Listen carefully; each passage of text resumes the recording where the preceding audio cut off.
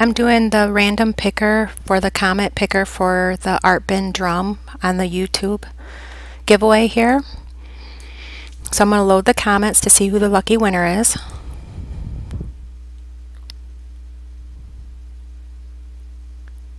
Okay, and it looks like there was 595 users, and I'm going to pick the winner here. Randomly pick the winner. And the winner is Barb Hall. So congratulations. She says, I just been making pot mats and pot holders. I was doing a few before. So all you need to do is you can comment down below. There's three choices of claiming the Artbin drum.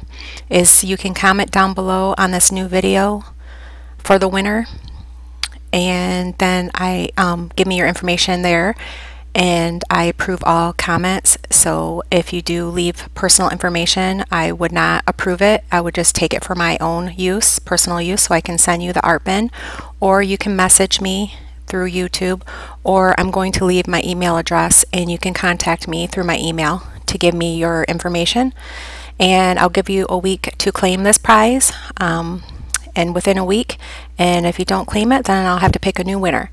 So thank you to all of you who have commented on this video, and congratulations to Barb, and thank you for watching and subscribing.